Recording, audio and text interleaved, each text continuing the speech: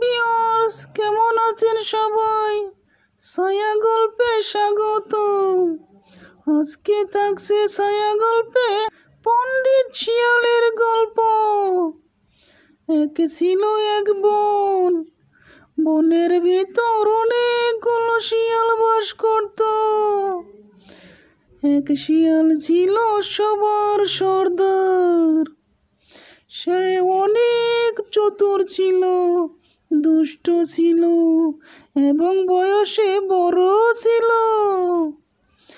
শিয়ালরা দলবল বেঁধে মানুষের জমিতে খাবার খেত, মানুষের হাঁস ধরে খেত, মুরগি ধরে খেত। এমনি করতে করতে অনেক দিন পার হয়ে গেল। একদিন পণ্ডিত শিয়াল মনে মনে ফন্দি আঁটলো, আজকে আমি একাই যাব, কাউকে নেব না।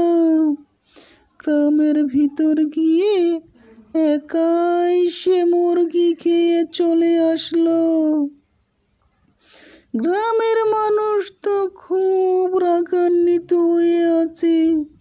শিয়াল এভাবে খেয়ে খেয়ে যায় মুরগি, কি করা যায়?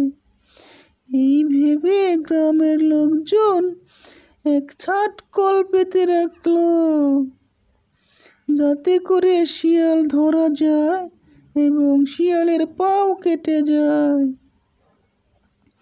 এমনি করতে করতে দুদিন পার হয়ে গেল। হঠাৎ করে পণ্ডিত শিয়াল ভাবলো, আজকে আবার যাব। সে পণ্ডিত শিয়াল একাই চলে গেল গায়ের ভিতরে। গায়ে গিয়ে একটা মুরগি খেয়ে তার লোভ মেটেনি। আর একটু আগাতে আগাতে গিয়ে আর একটি মুরগি ধরতে গেছে। অমনি করে ছাটকলে লেজা বেজে শিয়ালের লেজটি কেটে গেল।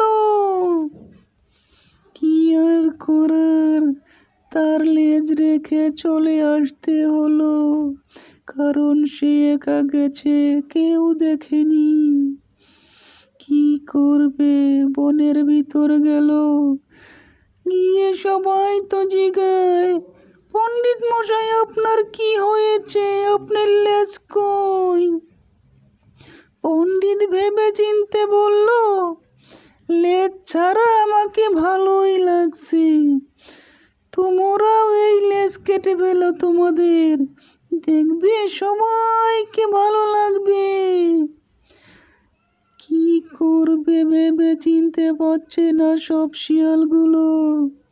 হঠাৎ করে এক শিয়ালের মাথায় বুদ্ধি এলো যে সে হয়তো বিপদে পড়ে লেজ কাটা গেছে, তাই আমাদের লেজ কাটাবে।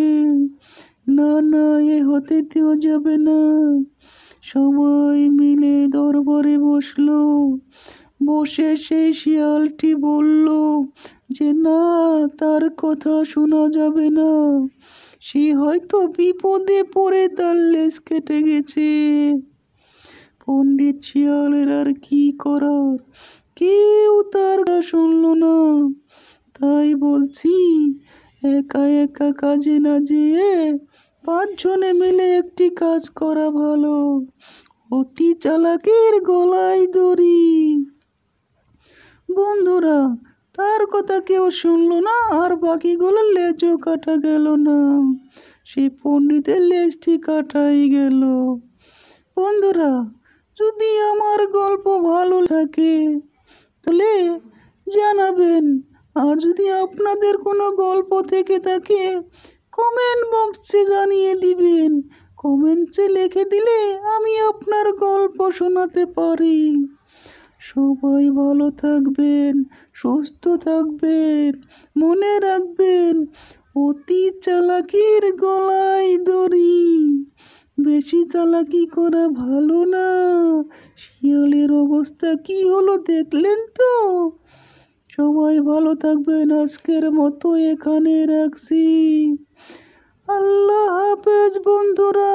আগামী পর্ব দেখার জন্য আমন্ত্রণ জানিয়ে শেষ করছি।